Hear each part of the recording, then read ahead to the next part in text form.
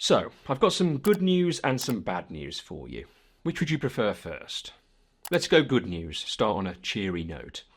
The good news is that 22 million people are now saving for their retirement with a workplace pension scheme. That's a massive 47% more than back in 2012.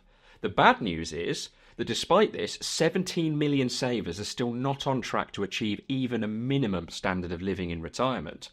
In summary, 2/3 of us will either need to work longer than we want to or retire with less money to enjoy. So where is this all going wrong? We're going to look at the 5 big pension mistakes that are keeping us trapped in the 9 to 5, and more importantly, what we can do to solve them. Before we get into that though, I read a pretty worrying statistic the other day that around 2/3 of us don't understand how our pensions actually work, despite so many more of us now actively using them. So I just want to take a brief moment to explain how saving into a pension actually works, and then we will look at how we can make them work harder for us. This big jar in front of me represents your gross income, meaning your income before you pay any tax. And for some unknown reason, in this example, we're being paid in shells. I say unknown reason, that's not true at all. I know the exact reason. These shells are what I use as a reward system for my kids doing good things. You know, do a good deed, earn a shell, fill up the jar, get a treat. And actually, I guess that's still quite a good analogy for us, isn't it? Do a good job, earn some shells, get enough shells, and your treat is that you can retire one day. Perfect. Now, these 3 smaller jars represent your monthly take-home pay, or net pay as we should call it to be accurate. That's after you've paid tax and any other deductions. This one here is your pension pot, and this horrible little fella over here, this is your contribution to HMRC's coffers, the tax and national insurance that you pay. Now, to keep things simple, I've assumed you're not repaying a student loan here or have any other weird or wonderful deductions like private healthcare, for example. Now, I say it's to keep it simple. What I really mean is we don't eat that much jam and I run out of jars. Assuming you're employed and on a pay-as-you-earn scheme, when you're paid, your tax and national insurance is deducted from your income first, taken from your gross pay before you even see it, and put into the tax jar. Now, don't pay too much attention to how many shells I've just moved. The exact amount you'll pay, of course, will depend on the level of your income and your tax bracket. When it comes to making your pension contributions, there are a few different ways this can be done. What happens for most people is this. Your pension contribution is taken from your net pay after you've paid your tax. But the huge benefit of making pension contributions is that you'll benefit from tax relief. Tax relief is designed to give you the tax you've paid back to boost your pension savings and encourage you to save for your retirement. In most cases, your pension provider will reclaim basic rate tax relief back from the tax jar over here and top up your pension jar. This is called a relief at source arrangement. Now the question is, what are the mistakes people are making, meaning they aren't getting enough shells in their pension pot? Oh, and don't forget, if you'd like to download our free retirement guide, please click the link in the description and request your copy. Mistake number 1. Starting back in 2012 and concluding in 2018, we saw a huge shift in pensions with new legislation called auto-enrolment coming into full force. This legislation has, broadly speaking, been a huge success, with more people enrolled and actively contributing to personal pensions than ever before.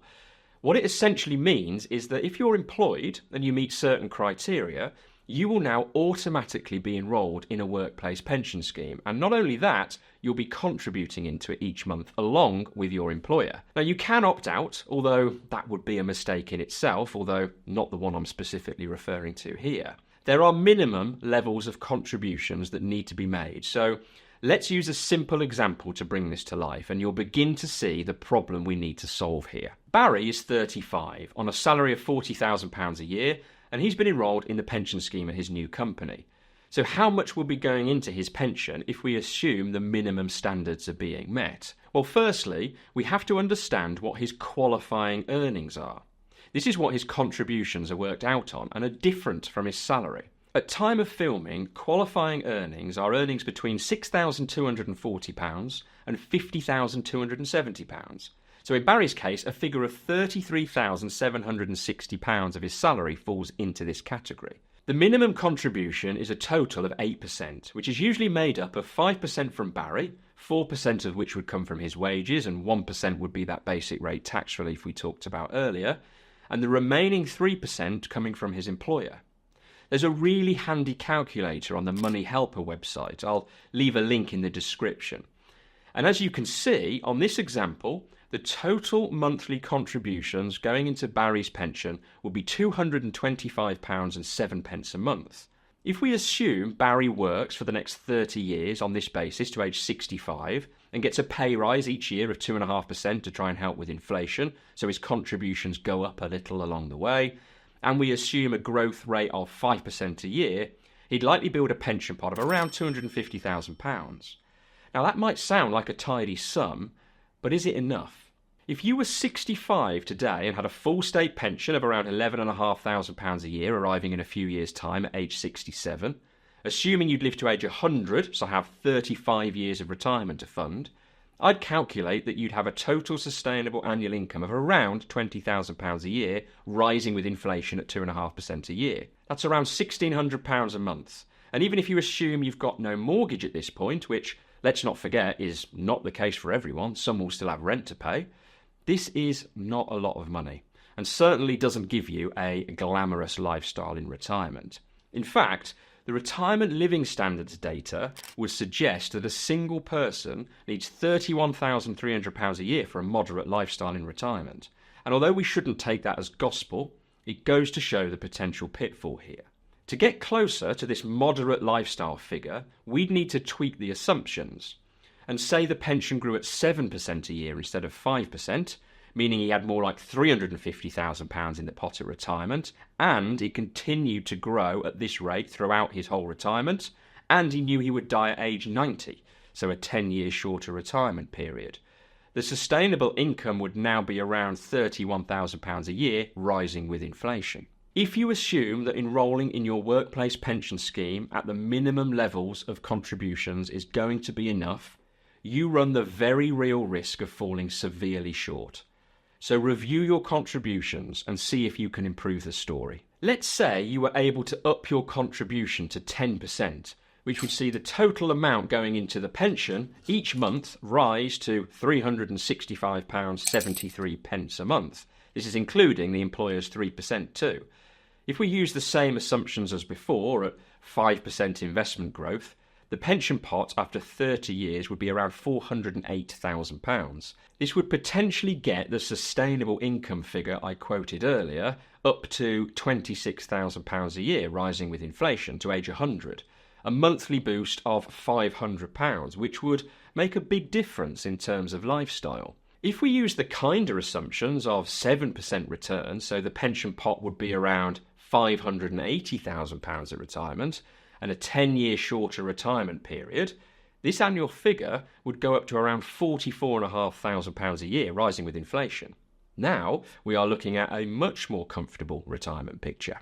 Remember, these are all assumptions. If you only plan to age 90 and live longer than this, you've got a problem. But in summary, the mistake to avoid is don't assume the basic contributions will get you to where you need to be. A report I recently read in This Is Money suggests that workers making the minimum auto-enrolment pension contributions could find their retirement income is just half of the amount they would need for a comfortable retirement. And we've seen how this could easily be the case with these examples here. Don't forget, even small improvements to the level of contributions you make can make big differences over time and add much more to your pension pot. Mistake number 2. On that example we just looked at, we saw what the minimum levels of contributions might achieve. But what if you work at a company who is more generous than this? Do you have a handle on what the company policy is where you work around pension contributions? When was the last time you had a nose through your employee handbook? Many employers choose to go beyond the minimum contribution levels as an incentive to employees to work for them. For example, many employers will increase their levels of contributions if you do the same, match you up to a certain level. This is pretty common. Or they might choose to base the percentages on your whole salary, not just on your qualifying earnings. This is pretty common too. This extra money going into your pension could make a significant difference in the long run. Let's revisit that example from earlier. If Barry, aged 35 on £40,000 a year, if his employer was more generous and used his whole salary instead of just his qualifying earnings, and offered to match his contributions all the way up to, say, 7%, that would see £466.66 a month going into the pot. If we assume, as we did before, that he gets to 65, has had a 5% return each year on his investments, and had a pay rise at 2.5% a year, so his contributions creep up over time, he'd have around £520,000 in the pot. Now, on the same conservative starting assumptions as before, we are talking about a sustainable retirement income of around £30,000 a year, rising with inflation. Again, now we are getting much closer to that moderate lifestyle figure quoted by Retirement Living Standards. If we were to say a 7% investment return, so the pot would grow to £740,000, and the shorter retirement period to age 90, we are now up to £53,000 a year, rising with inflation. Much, much better. And in fact, according to the Retirement Living Standards survey, we have now achieved over and above what a single person would need for a comfortable retirement. So, make sure you know how to get the most from your employer. It really could make all the difference. Mistake number 3.